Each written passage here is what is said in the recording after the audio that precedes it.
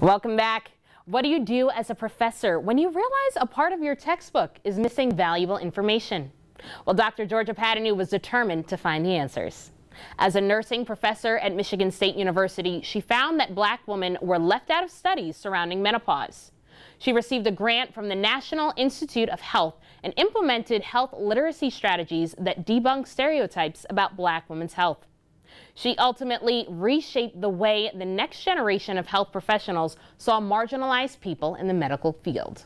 Research was and continues to be primarily done by males. Males had identified what the female body should be, what should be taken or not taken, and that's how all of us kind of got interested in menopause and hormone replacement.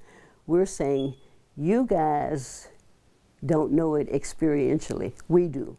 So let us tell the story. Let women decide. Dr. Patanu says, as important as it is to include marginalized communities in research, you have to invite them to the table and allow them to lead the conversation as well. Ensure you focus on their strengths that they bring rather than their deficits. It was nearly 65 years ago when minorities were given equal access to housing in America. Minorities were denied the opportunity to live in certain areas, an issue faced across the country. Realtors were told not to sell certain houses to minorities out of fear that the property value would decrease, a practice called redlining. Dr. Robert Green became one of the first Black people to buy a home in East Lansing and challenge against redlining, using former President John F. Kennedy's 1962 executive order mandating the end to housing discrimination.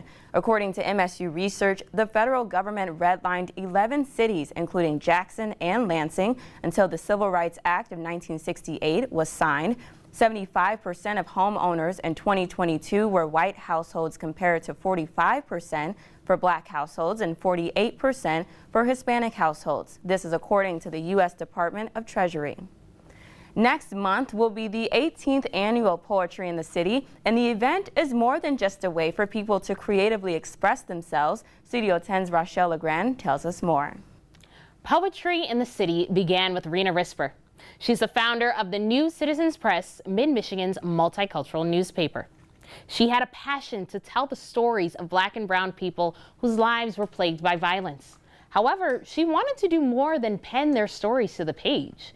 She began Poetry in the City, where people all over Michigan had the opportunity to share their stories on Lansing's Capitol steps. Domestic violence is such a wide area that we don't discuss a lot about families embroiled in violence.